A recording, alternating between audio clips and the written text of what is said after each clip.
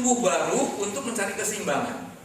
Nah, keseimbangan yang seperti apa? Nah, itulah tugas kita sebagai seniman bonsai untuk membuat desain baru seperti pohon dewasa yang indah tapi sesuai dengan karakter ini. Nah, kemudian apa yang kita lakukan? Apakah ini semua kita harus buang? Belum tentu, terserah gitu loh. Tapi kalau saya ya ini yang saya berikan sebenarnya gini, saya tidak mengajarkan apa yang saya lakukan kemudian Anda harus lakukan persis. Yang saya berikan adalah kunci, estetika kuncinya. Kemudian pintunya Anda buka sendiri, terus mau bikin apa terserah. Karena tidak ada yang salah, tidak ada yang benar. Nah, saya cuma berikan pengamatan dari aspek lain atau dari perspektif yang beda.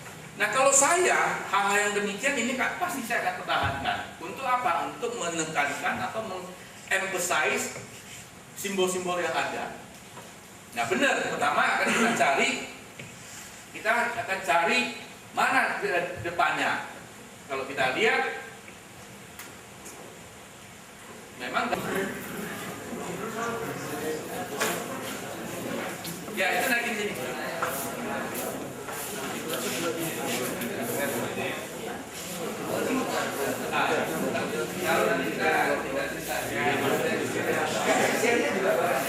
Usul berarti mas, usul tantangannya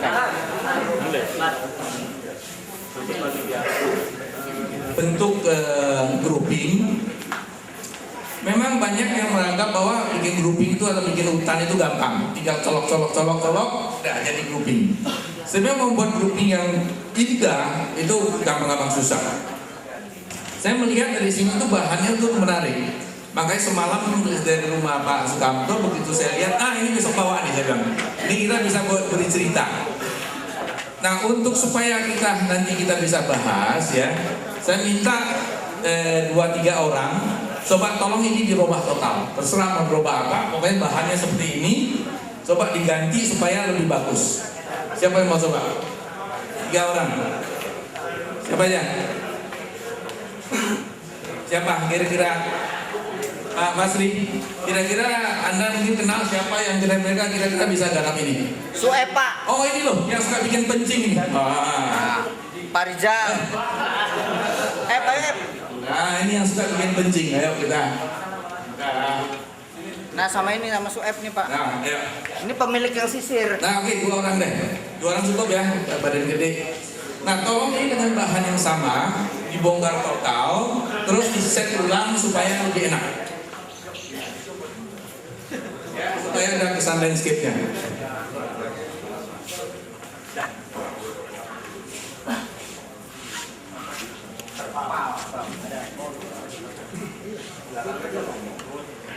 Oke.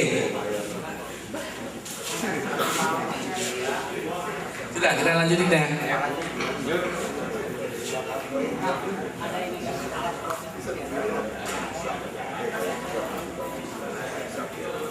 Oke, kita semua setuju bahwa bahan ini sangat luar biasa. Ya, sangat indah, sangat bagus. Sekarang saya mau tanya, ada yang komentar nggak? Gak enaknya pohon ini apa? Gak enaknya, coba cari gak enaknya, jangan lihat enaknya, cari gak enaknya apa?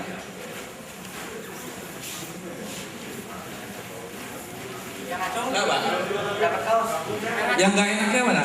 Yang acung dapat kaos. Nah, kenapa? Kakinya kenapa? Kakinya kurang.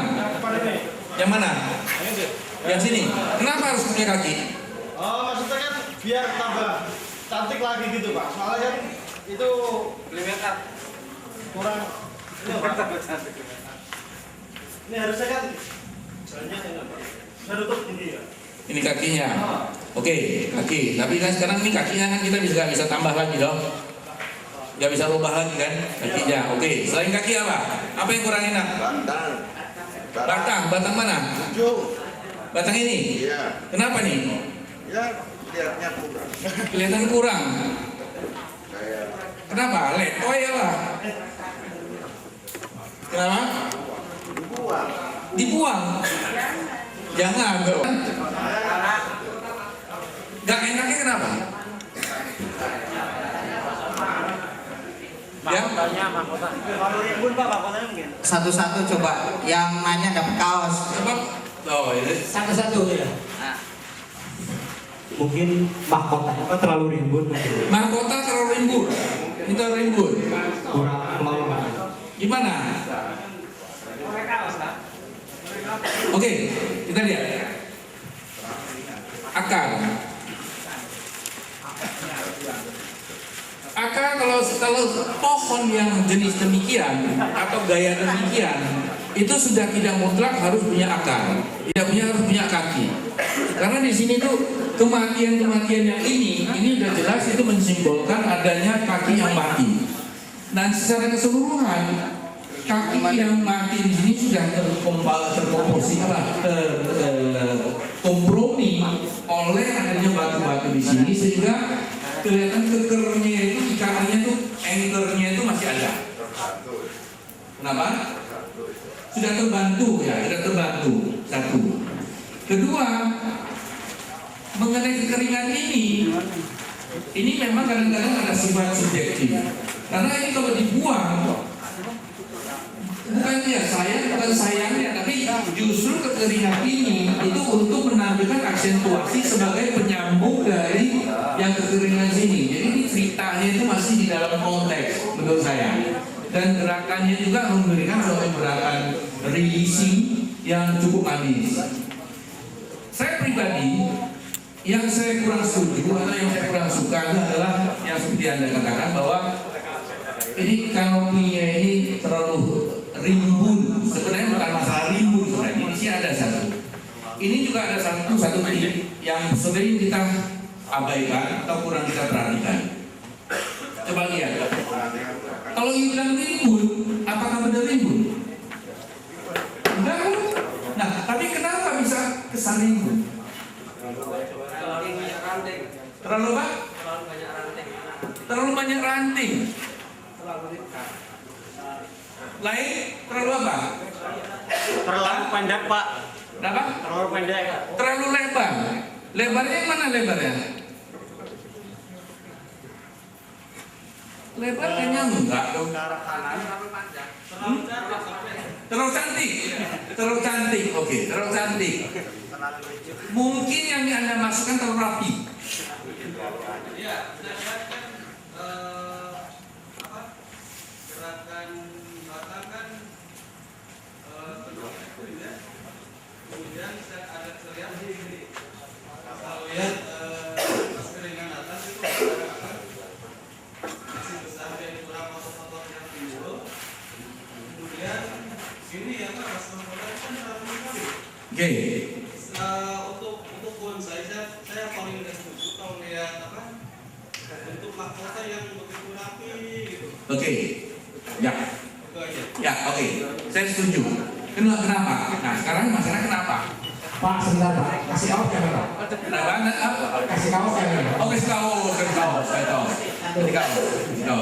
Itu pertanyaan bagus. Nah, kita coba ya. Kenapa kita perlu belajar instrumen estetika? Instrumen estetika itu adalah untuk kita bisa membuat diagnosa. Jadi sama seperti kedokteran. Kita harus tahu dulu teori-teorinya, instrumen-instrumennya, supaya kita bisa membuatkan diagnosa. Kalau sudah kita bisa melakukan diagnosa, kita akan tahu salahnya di mana, penyakitnya di mana, kemudian obatinya itu menanganinya di mana. Sering kali begini. Kita kalau melihat satu pohon, kita suka bilang ini ada yang nggak enak ya. Tapi kita nggak tahu nggak enaknya di mana. Benar nggak? Nah, sebenarnya itu kedua.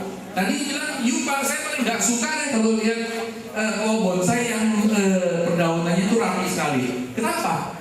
Masalahnya bukan Anda suka apa enggak. Mungkin yang lain suka. Gitu. Tapi kalau sudah banyak juga yang nggak suka, ini mungkin ada masalah. Berapa banyak yang nggak suka ini terlalu rapi?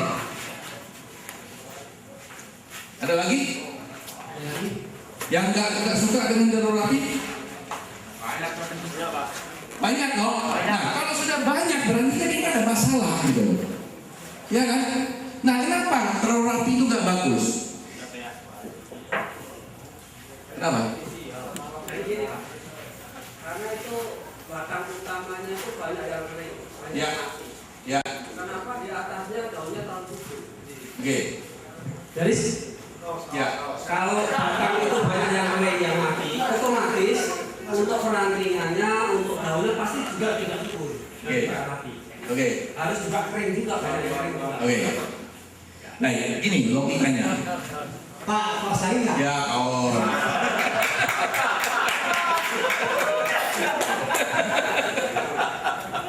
Gerekannya mana? Gerekannya nggak dikasih gerekan. Oke.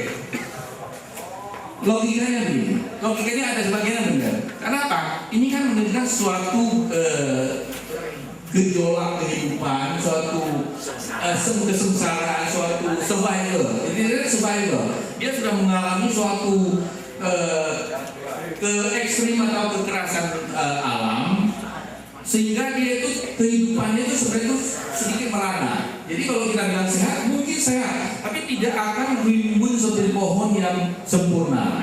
Nah, itulah kadang-kadang itu satu hal bahwa kalau yang pohon-pohon demikian, jangan kita memberikan satu kanopi yang sangat rimbun, yang seakan itu sangat subur banget. Itu satu. Ada yang lebih penting. Kenapa nggak suka rapi? Ini yang perlu rapi. Kita tahu kenapa nggak suka rapi? Kenapa nggak suka rapi? Jawab Bu. Lengan. Kalau benar berapa gerekan? Ya, itu ada filosofi alam, ya. Jadi kayaknya pohon kan banyak unsur yang buat pohon ini sehingga berkarakter batang seperti ini ya. Saya lihat ini space-nya jarak pandang, jadi tekukannya kurang juga. Kemudian masih ada batang yang cabang yang perlu agak panjangin, tambah tekukan mungkin.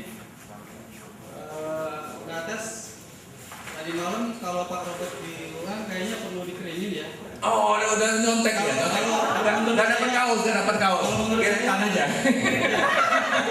Ya. Kalau saya pendapat saya, Ya. kalau menurut saya hanya sekedar dijarangin ditambah space saja, kemudian blocking daunnya juga. Yang paling utama bagi saya itu keringan yang paling atas, Pak. Nah, turun sedikit, yang tengah, Pak.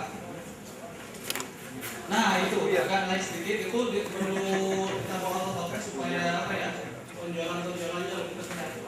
Kalau dari sini mungkin untuk kelihatan itu seperti ngeblok gitu. Dari jarak jauh. Oke. Iya, makasih Pak. Ya, makasih. Begini, sebenarnya itu penjelasannya banyak. Satu, karena tidak begitu ribut, karena mestinya tidak begitu sehat. Itu satu.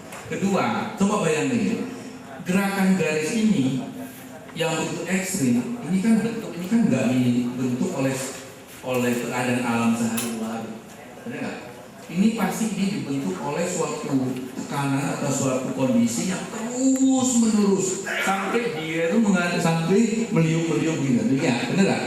Nah, kalau alam yang sudah bisa terjadi sehingga memberikan tekanan yang demikian kuat sampai pohon batang ini bisa meliuk demikian, pasti kan ini adalah suatu keadaan yang terus menerus yang nggak mungkin dulu ada sekarang berhenti, benar nggak? Kalau sekarang itu masih terus menerus, coba logikanya, apakah mungkin nggak pohon ini akan terbentuk kepala yang demikian? Pasti ini akan kena tekanan juga, gitu loh. Nggak mungkin alam itu menekan sini, terus menekan di sini, tapi ininya biarin berbentuk lancip segitiga ke atas. Logika? Oke, lagi. Kemudian, kalau kita lihat, kenapa sih bilang saya juga nggak suka? Kenapa saya nggak suka pohon bonsai yang rapi yang banget? Kalau sudah dia terlalu rapi, apa kesan kita? Artificial, kayak pohon plastik, nggak alami, you know? Nah, kenapa nggak alami? Kita harus selalu tanya kenapa. Simple, sebenarnya sederhana. Kita kadang-kadang jarang terpikir, tapi sederhana sebenarnya. You coba ke alam.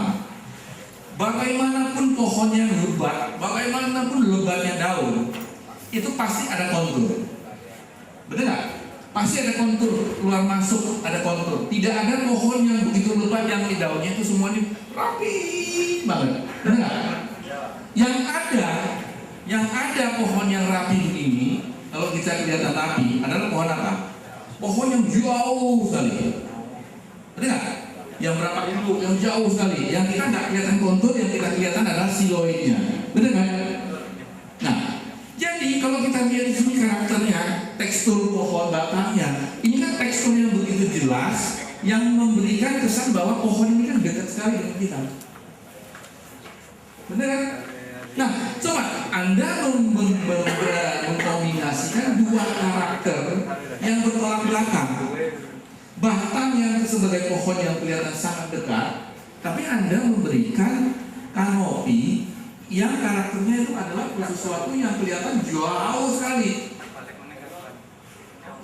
Belum masuk akal kan? Sehingga kelihatannya aneh. Kenapa?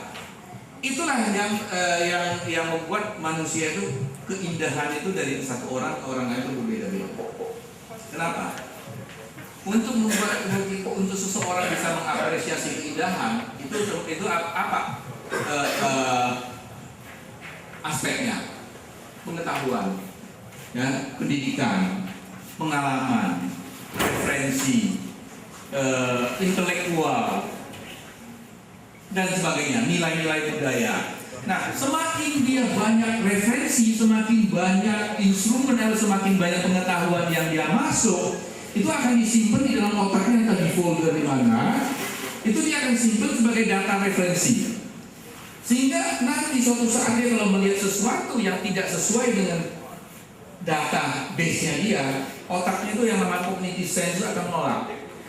Di subconscious-nya akan menolak. Oh, ini nggak benar. Nah, itulah yang membuat kita bilang ini kurang baik, ini kurang indah. Makanya orang yang pernah belajar, dia punya referensi banyak, dia pernah belajar, pernah membaca atau pernah mengalami, itu tingkat bisa apresiasi keindahan akan beda dengan orang yang tidak, yang atau intelektualnya rendah, karena referensinya beda. Nah, sama juga seperti ini, Anda tiap hari lihat alam, lihat pohon jauh, pohon dekat, secara nggak sadar kan ini ada di dalamnya. Nah, begitu Anda lihat ada dua aspek yang berbeda yang terkombinasi di satu, subconscious kita ini menolak. Cognitive sense itu menolak, bahwa ini ada sesuatu yang nggak benar, sehingga kita merasa ini ada sesuatu yang aneh. Ya, jadi kalau Anda membuat pohon itu kelihatan alami, satu cara sangat sederhana. Ini kita harus membuat supaya ada zigzag. Jadi jangan ada yang bentuk yang rapi, yang sempurna. Harus ada keluar masuk, ada zigzag keluar masuk yang membentuk bentuk yang irregular, yang tidak beraturan. Karena apa? Karena setiap garis, setiap bentuk itu juga ada karakternya. Umpamanya, kalau kita bilang garis yang lurus, garis yang lurus itu memberikan karakter apa? Serius, ya kan? Formil. Nah, itu adalah kesan yang kita dapat. Tapi kalau gerakan-gerakan garis yang begini, apa kesan yang kita dapat? Adalah kesan itu casual, ya kan? Relax, casual, dinamis. Benar nggak? Nah, kita kombinasikan dengan bentuk yang bulat. Bentuk bulat itu adalah bentuk yang berkarakter formil, feminin, sempurna. Sedangkan di sini casual. Jadi seperti juga sama kayak saya di sini, tahu-tahu saya kasih jas pakai dasi, nggak kena gitu. Karena di sini ada beberapa karakter yang bertolak belakang. Jadi waktu kita desain dalam satu karya, setiap elemen itu harus memberikan karakter-karakter yang bagus, yang bagus, yang sesuai, supaya dia akan terintegrasi lebih kompak dan lebih terintegrasi. Nah, hasilnya akan beda. Nah, ini dari semalam kita memang sempat ngobrol, dan yang punyanya ini dia bilang kalau mau gunting ya gunting aja gitu.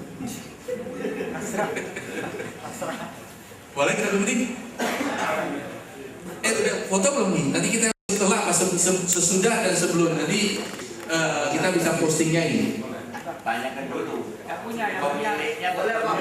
Sudah barusan. Ya, tetap boleh. Oke, udah difoto belum?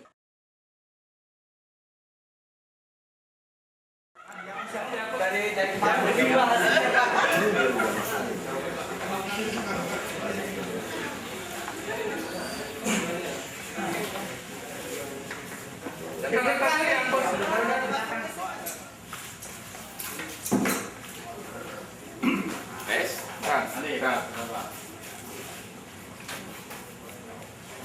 Ya, motor. Ini ya. Ya. Kamu tadi ngambil dari sini. Ya, ya. Sekarang tak putar satu sisi. Ya, ya. Oke. Oke, ya.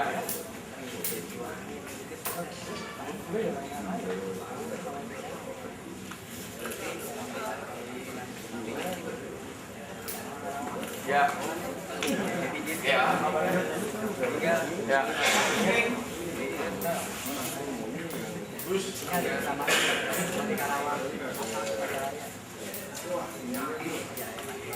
Udah. Oke.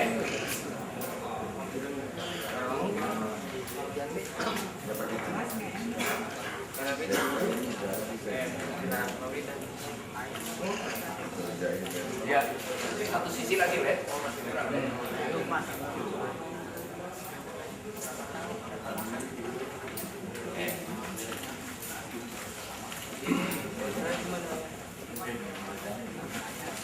Sekarang lihat dimensinya, Bre.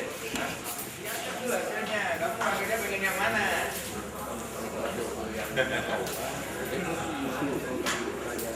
Yang pertama yang saya lakukan, saya takut dikatakan itu. Saya cuma mau tunjukin bahwa ada sedikit perubahan saja, itu sudah bisa memberikan kesan yang lebih alami. Contoh gini, waktu kita desain bonsai, desain perdaunan, hindari garis-garis yang bertiga. Ini yang garis satu garis, ini yang satu garis, ini yang satu rata-rata ini, ya. Ini tolong hindari. Jadi kita harus pertama kita buatkan naik turun ada zigzagnya. Nanti baru konturnya. Ya, yang garis-garis ini hindari. Kalau ini kita sudah bisa hindari sedikit aja, nah kita lihat kan. Ini aja kita robah, penampilannya udah pasti beda. Sebentar ya. Saya tambahkan penjelasannya Mas Ruben. Dia katakan itu. Apa akibatnya kalau itu tidak diubah? Tadi yang saya katakan dengan depan sini ini flat. Itu karena ada beberapa garis yang searah. Gitu loh. Nah, dalam bahasanya Robert itu jangan sampai ada garis-garis yang searah terlalu banyak gitu. Kesannya jadi flat.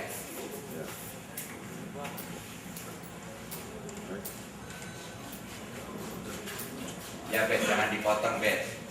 Sudah masuk pameran Sunter Bet. Badri ngeluh Badri. Dia bayar kok.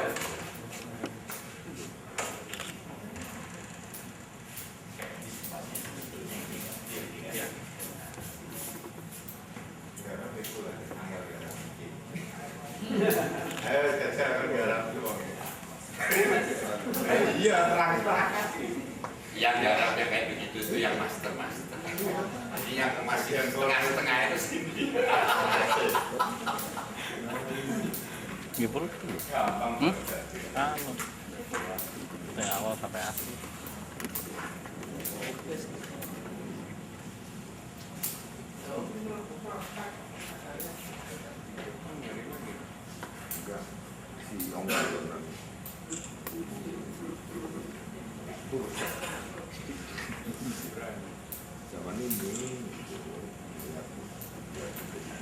Ini kita robah sedikit aja. Sudah nggak punya garis lurus aja sudah lebih. Benda depannya ya, sisi yang mana? Itu. Dan ini yang saya naik turun, kan sudah nggak begitu rapi ya. Sudah lebih alami sedikit. Nah, kalau nanti kita ada yang keluar masuk, ada ruang-ruangnya, itu juga akan lebih baik lagi. Jadi lebih alami.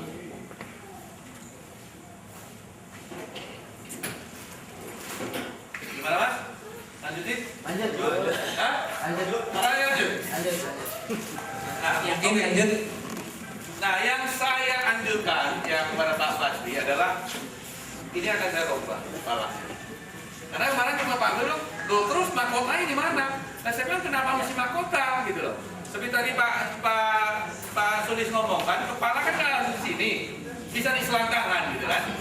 Dan pohon juga demikian, itu tidak harus ada mahkota di atas. Kalau memang tidak ada ya tidak ada. Yang penting adalah komposisi secara keseluruhan ini enak kan dilihat. Kalau udah enak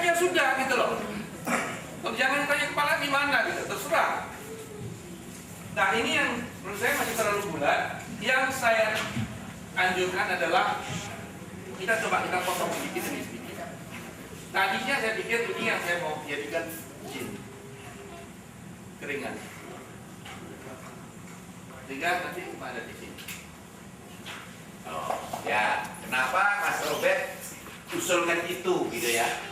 Ini bicara rasa. Pohon ini ada kecenderungan doyong ke sana ya, alurnya ke sana. Jadi harus ada tarikan balik. Karena ini ada memanjang ke sini, kesan doyong ke sananya itu kurang. Nah, bonsai itu bagaimana dengan bahan dasar yang ada? Pertama kita memperkuat bahan dasar itu supaya kesannya menjadi lebih ekstrim gitu kan. Ini justru menetralisir gitu kan. Yang kedua barangkali begini. Ini ya, keluar masuknya menurut saya kurang ya. Semakin ke bawah semakin panjang. Nah itu yang tidak dinamis. Coba kalau sekarang saya bayangkan ini saya potong gitu ya, ini menjadi lebih Ya, panjang. ini yang lebih panjang. Kalau ini Maka kesan doyongnya ini dan sebagainya itu lebih kuat gitu. kalau ini dipotong, berarti yang sana harus dipanjang. Nah ini panjang. Nah ini dengan saya tutup gini aja sudah terkesan lebih panjangnya di sini kan. Jadi tidak harus yang paling bawah pasti lebih Ya, panjang. yang saya katakan harus kita buat ada in out, up and down, in and out. Nah, semakin banyak kita bisa melakukan yang tadi irregular itu, dia akan semakin alami. Jadi kalau saya boleh tambahkan begini, semakin ke bawah Anda buat semakin panjang, monoton, ya. Tapi kalau ada panjang terus nanti agak pendek, kemudian panjang lagi, itu lebih dinamis gitu. Orang menikmatinya itu mikirnya itu lebih banyak. Nah, jangan sampai Anda membuat penikmat tuh kayak robot yang hanya tinggal lihat, oh indah gitu. Bikin supaya penikmat tuh mikir. Dengan demikian ada komunikasi tuh antara pohon dengan si penikmat. Dia lebih tahan lama di situ. Pohon Anda dilihat lama gitu kan Anda bangga gitu. Gitu ya. Kalau pengen lebih orang lebih lama lagi ngelihat ya ini dibalik, batunya yang di atas. Pasti lama ngelihatnya gitu ya.